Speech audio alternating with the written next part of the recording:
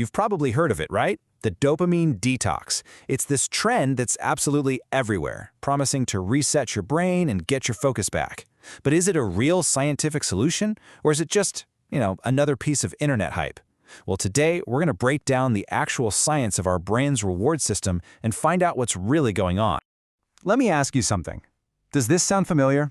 You've got like a minute of downtime, and what happens? Your hand just instinctively reaches for your phone.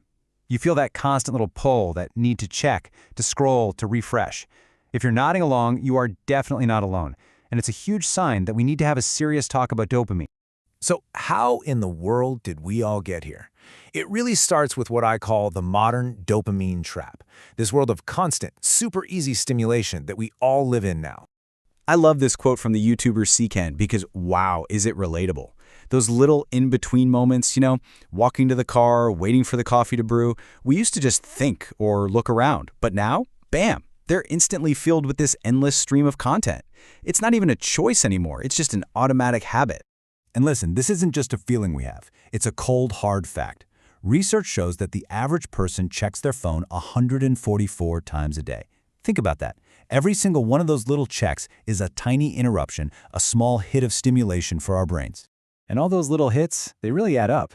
This state of constant overstimulation just leaves us feeling drained, unfocused, and honestly pretty anxious. The very things that are designed to entertain us end up making regular life feel kind of dull and unmotivating. So, how exactly does this happen inside our brains? To really understand this trap, we have got to understand the chemical at the very heart of it all, dopamine. Okay, so dopamine gets called the pleasure chemical all the time, but it's way more accurate to call it the motivation chemical. It's the thing in your brain that drives you to seek out rewards and reinforces the behaviors that get you there. It's the do-it-again chemical. Some classic old-school experiments illustrate this perfectly. So scientists put a rat in a box with a lever. When the rat pressed the lever, it got a little food pellet. Pretty simple, right? The rat learned, I'm hungry, I press the lever, I get food. But then, the scientists changed the game. They made the reward totally unpredictable. Sometimes pressing the lever gave a little food, sometimes a whole lot, and sometimes nothing at all. What do you think happened?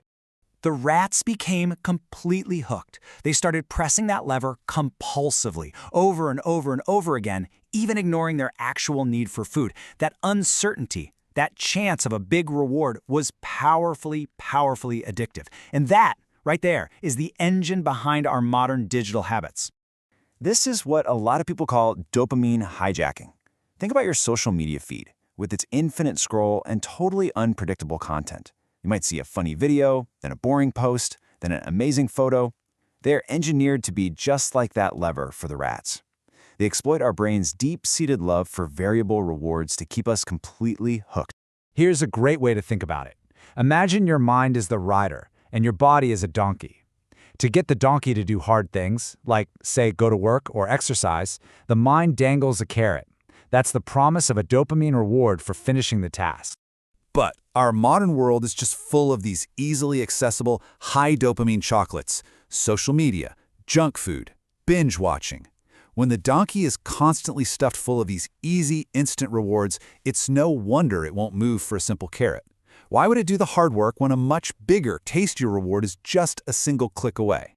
So in response to this feeling of being completely overstimulated and unmotivated, a popular cure has popped up everywhere, the dopamine detox.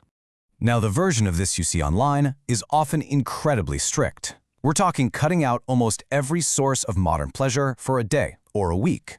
No social media, no junk food, all the way to no music or even talking with your friends. The whole idea is to basically starve the donkey, so to speak. Okay, but is this extreme all-or-nothing approach actually scientific? Let's do a little reality check and separate the real science from all the internet hype. Now, this is the really crucial part. This quote comes from Dr. Cameron Sepa. He's the psychiatrist who actually created the concept of dopamine fasting in the first place. And he makes it super clear that the popular version has just gone completely off the rails. The name is catchy, he says, but it is not meant to be taken literally at all. So let's just break this down. Hype versus reality. The hype says you can flush out dopamine like it's some kind of toxin in a quick 24-hour fix. But the reality, dopamine is absolutely essential for life. The goal isn't to get rid of it, it's to reset your relationship with all these stimulating activities. And let's be real, that's a long-term change in habits, not some weekend cleanse. So here's the scientific truth of it all. You literally can't detox from an essential chemical your brain makes naturally. The real goal is to give your dopamine receptors a break, which allows them to become more sensitive again. And that is what makes normal, healthy activities feel rewarding once more. The proper term for this isn't detox, it's stimulus control, and it's a well-established technique in therapy. Okay, so if the extreme detox is basically a myth, what's the real, sustainable solution? Well, it's all about consciously and intentionally reclaiming your attention. Dr. Sepah's actual method is this really thoughtful 4-step process. First, you identify. Pinpoint the specific compulsive thing that's causing you problems. Is it the endless scrolling? Is it video games, online shopping? Second, you plan. Set a realistic break from that one thing. Maybe it's just for a few hours every evening or one day a weekend. Third, you replace. You fill that time with low-stimulation activities like reading an actual book, going for a walk, or journaling. And finally, this is the most important step, you reintroduce. You mindfully bring that activity back into your life, but you do it with clear boundaries, like only checking social media for 15 minutes at a specific time. A fantastic tool for this is something I like to call a dopamine menu. Think of your activities like you're ordering a meal. You've got your sides.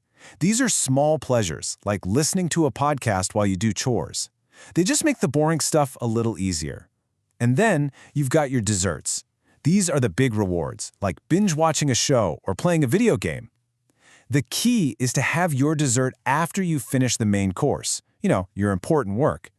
It's about using dopamine strategically, not just binging on it all day long. Ultimately, the goal here isn't to become some hermit and throw your phone in a lake.